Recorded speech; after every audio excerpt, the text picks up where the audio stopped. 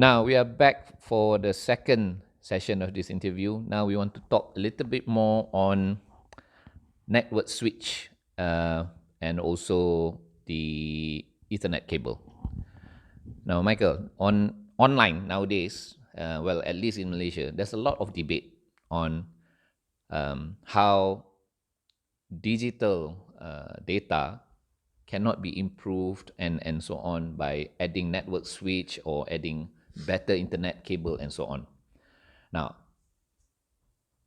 I do a lot of streaming as well. I'm both a digital guy and also an analog guy. But on the streaming side, I've been streaming a lot of music for the past, I think, 10 or 15 years. And I personally feel that if given the right cable, internet cable, and also personally, I've experienced the XTC network switch, there are some improvement in my system at least.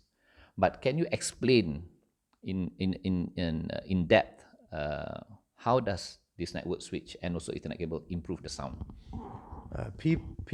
Most people associate with zeros and ones with something very robust. And in a way, it's very robust.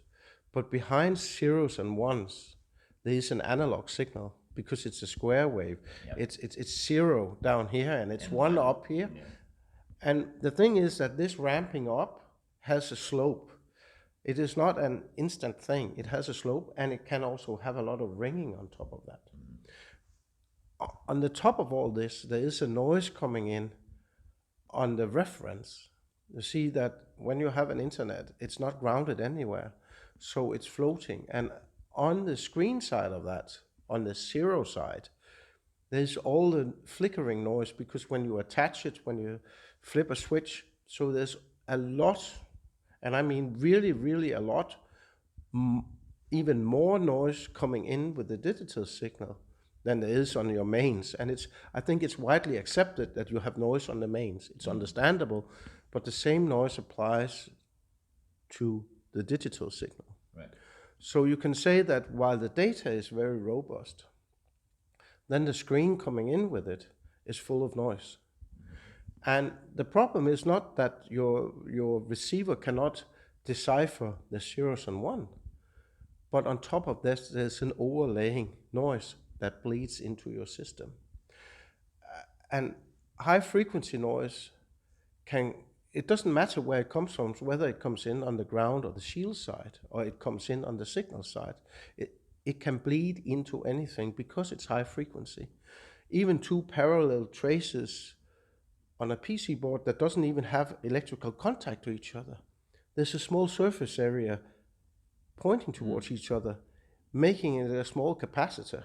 And because it's so high frequency, the capacitance, the parasitic capacitance, only need to be very small for that noise to bleed in. Yeah. So when you look at a network switch, it's not really improving the zeros and ones. It's taking some of that ground noise away. And same goes for a digital cable. If you can prevent the noise from traveling on the screen side on the digital cable, your zeros and ones happens on a darker background or more black background, because there's simply less noise reaching your system. So that is the main element of that. Now, I used to work in the maritime industry, and on a maritime transceiver on a boat, you have sort of like an issue where you actually operate with three different grounds. One ground is a ship ground, and another ground is the antenna ground. So those two cannot be DC-wise connected. Right. Because then you will have galvanic corrosion in the ship, and it will you have been on the offshore off the shore, so you know a little bit about these different grounds. And the same really goes with the internet, because you get a floating ground in. Right. Yeah. And in order to get rid of that noise, you need to apply the same techniques as you do on a boat, where you need to ground the antenna to the boat without really grounding it to the boat, but you need to ground it on a high frequency. And the same goes for the switch. So you have to find a way to get that floating ground grounded, but not DC grounded.